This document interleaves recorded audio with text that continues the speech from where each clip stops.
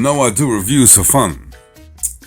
But for the views, I'ma carve it up real nice. What's going on, people? It's your boy, brasstax in this bitch. You already know. You already know. What can I say about this movie that hasn't been said, that hasn't been done, that hasn't been quoted? Every hip-hop artist wants to be Tony Montana in this bitch. The movie of the American dream. Michelle Pfeiffer, Al Pacino. One of the greatest, one of the most iconic movies ever. There's nothing I can say about this. It's a classic. Every time it's on, I watch it, irrespective of whether I've watched it 100 times or not. Gotta watch that shit. It's Tony Montana, Scarface, chainsaws, Gunsmoke. You know my former friend had the audacity to say this movie is overrated. He's a former friend. Your boy had to take the chainsaw to him. Don't know where he is. Can't find the body. Shit. So I guess most people are in agreement with me that this movie is an absolute classic, right?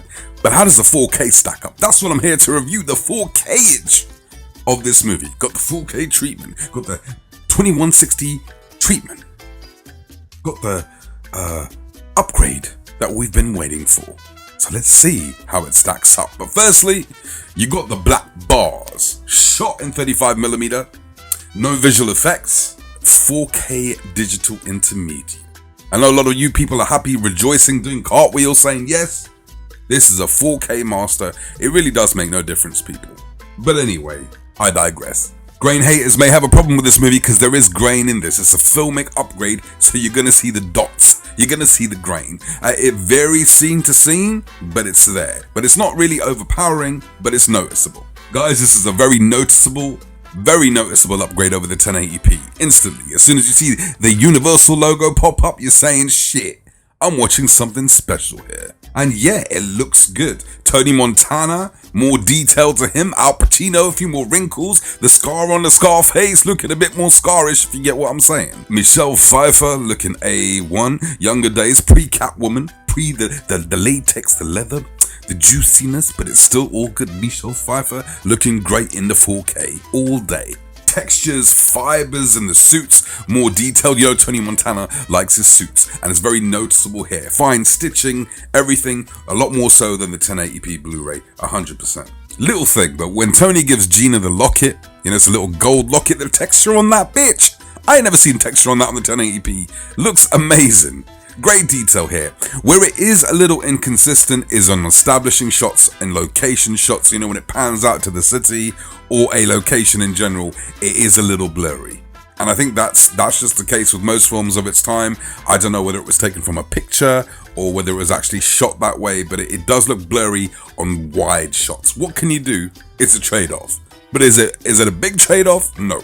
The cars look great, the reflectiveness, the reflections on the car look great. You know, Tony Montana be driving a lot of cars and shit, wearing a lot of suits, driving a lot of cars. Even the white, even the cocaine. You see specific bits of grain in this bitch. Is it gonna compete against new digital movies? No. On top of that, it's a preference thing, isn't it?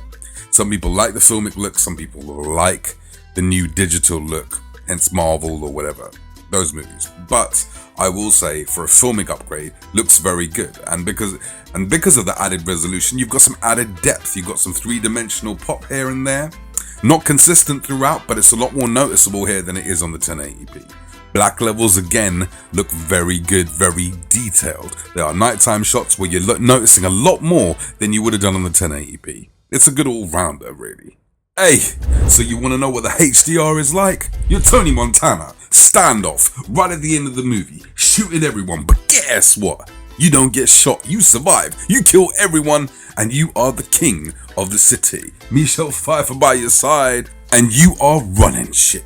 That's what the HDR is like. Kept it short and sweet, just like my sex life. Now, colors here are bold, they're vibrant, they're punchy.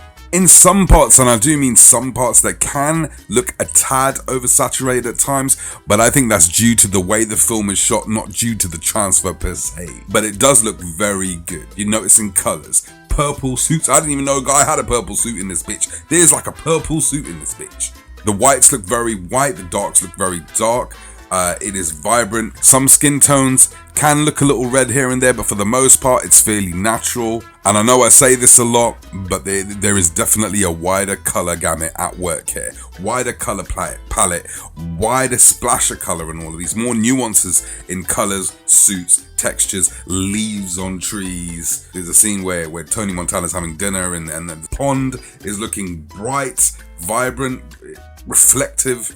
It's all a nice upgrade to a classic movie. So much so more than the 1080p. The 1080p's colors were okay, but this is just vibrant as hell. And I think that's a good thing for a film like this. It's just it looks good for the kind of film it is. Like I said, a little oversaturated in certain parts, but nothing that's gonna take away from your viewing pleasure.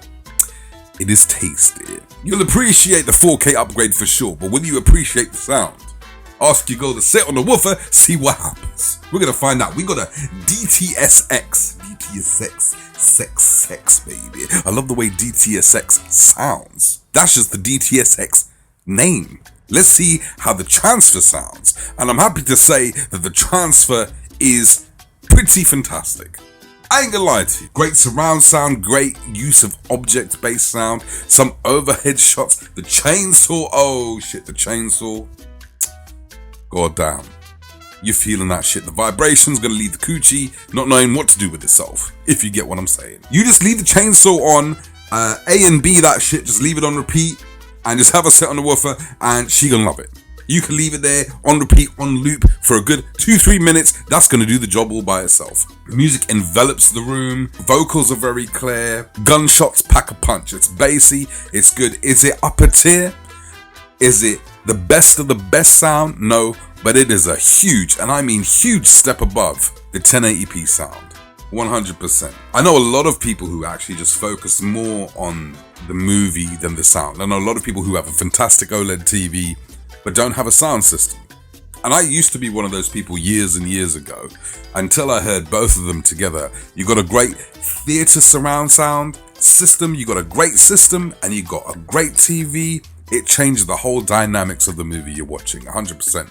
So if any of you are just saying, look, all I need is a good TV, you need a good sound system too. Even for movies like this, for tons of movies, it's just gonna add to the whole experience. And for this movie, it's just so much more immersive.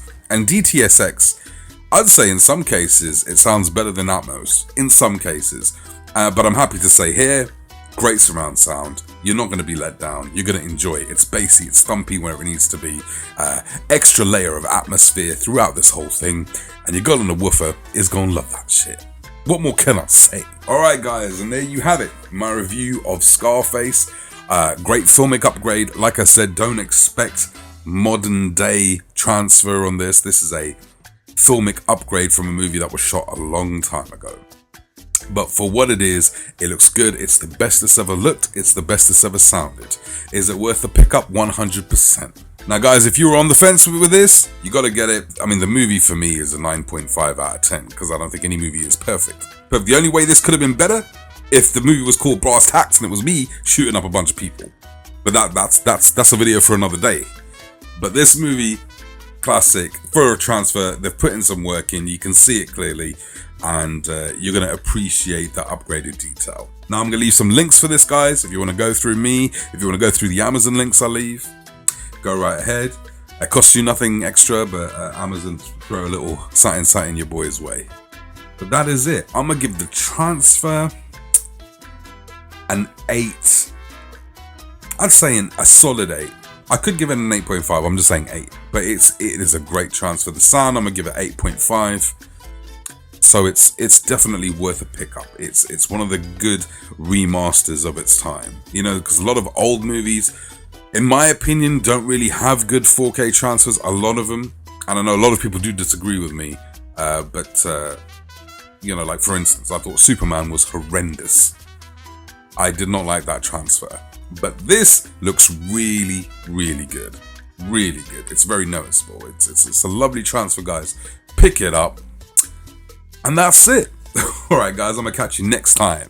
You take care. 4K Rockstar. You already know.